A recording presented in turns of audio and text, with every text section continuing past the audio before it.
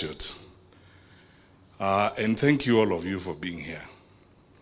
Because we are not going to make long speeches, I want to start first of all by congratulating Honorable Muturi for doing this book.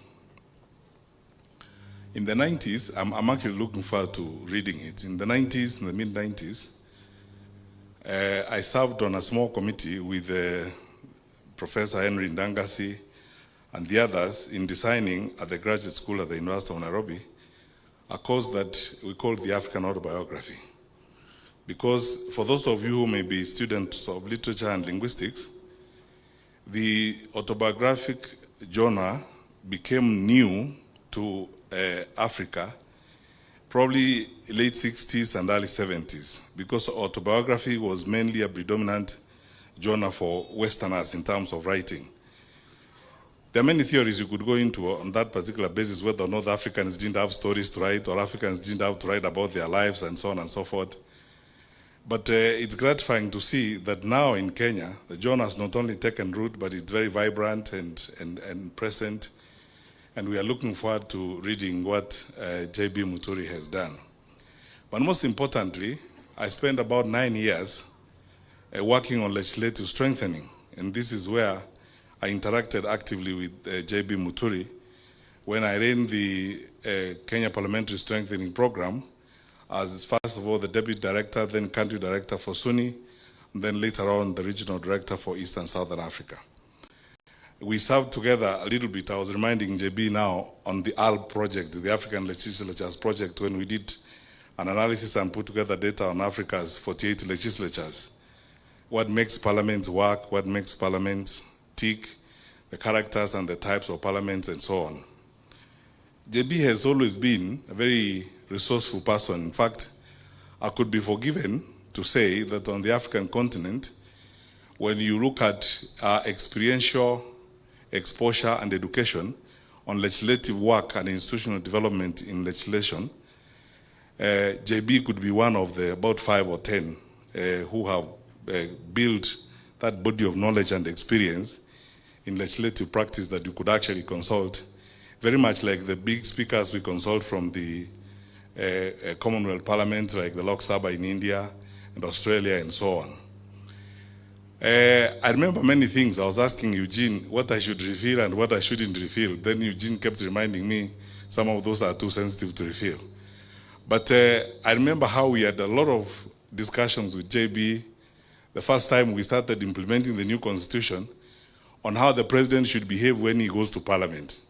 Because the big debate exists whether or not when the president enters parliament, he should actually sit down in parliament, because the president is not a member of parliament.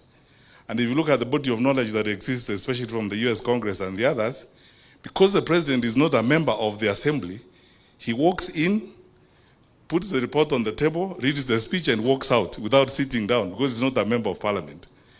Then we had a long evening with J.B. Muturi.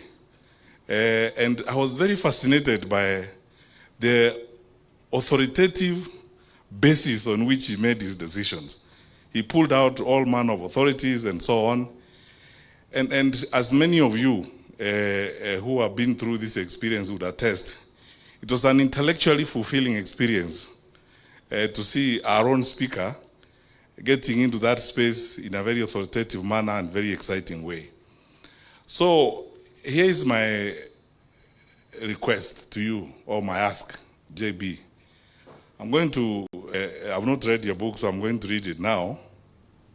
And I hope you have delved into those issues like the ones I've said. When we have a presidential system of government in Kenya, the symbolism of whether or not the president should actually sit in parliament, whether it's a State of the Union or State of the Nation address. There are small nuances that a lot of people spend time writing on. If you look at the body of knowledge on legislative work across the world, there are small nuances that people dwell on, which are critical in terms of the formation of government and the character of government and how it moves forward.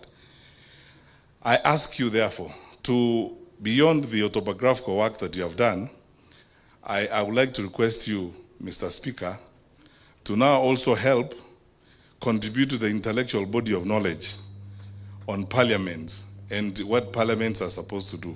Because you see, For those of you, my colleagues like Naituli, Kawanja, who are in the room and so on, recently, there's been a big argument in the academy on the actuality of representation for parliament. Who do parliaments actually represent? Because this started from the theory of no taxation without representation. So you have these institutions, big bodies that gobble resources.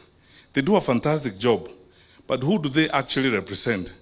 When they enact, for example, a cybercrime law, like the one that was enacted, which you can see clearly, it's diametrically at variance with the existing mood in the country and the democratic context in which we are operating. Where does representation begin and where does it end? And then finally, the history of our parliament has not been very well studied and documented. I argue all the time, and all of you wonderful people here will relate to this, that this parliament that is in office now, and the honorable members of parliament who are here, please allow me to be very sincere. This is the first time parliament has not acted and actually invoked its absolute institutional mandate, which is bipartisan representation to deal with issues of the day. Because we have seen in previous parliaments, many of you who are here, Mheshimiwa Murathe, Mheshimiwa Kembe Gitura, and the others who were in parliament in the past, when there was a crisis in the country, and in fact, this is the contribution of parliament to the management of the country. Parliament usually closes ranks, they forget about parties, they come together and now do a parliamentary inquiry on an issue. When the Gen Z demonstrations happened in 2024, and what happened in parliament happened, quite frankly, from a government point of view, and as somebody who has been a cabinet minister, I thought that the executive branch of government was going to take advantage of an absolute opportunity available to them, ask Parliament to have a bipartisan inquiry on what had happened, so that then they can follow and provide even an opportunity through which expression and discussion would happen on the challenges of Gen Z and what was happening in the country. Now, we haven't seen that rigorous use of the institution of Parliament for the good of the country, where, for example, investigations like those would happen. And both parties in government and parties in the opposition would sit and deal with those kinds of issues.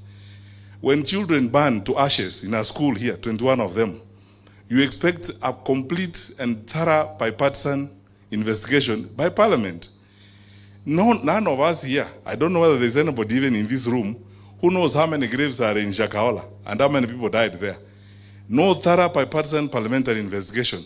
This is why there is now a big debate on the actuality of representation for legislative institutions. Who do they actually represent in the long run? Are they acting in the good of the people, or are they acting in the good of the political environment of the day? But anyway, such is life. Thank you so much, my brothers. And JB, you have done all of us proud. Continue to do what you are doing. But I would like to, because you have now shown us the way, please, I know you have a lot to offer. You have much more to offer than this book. So I encourage you, Godspeed, as you give us the next phase of this, and may God bless you.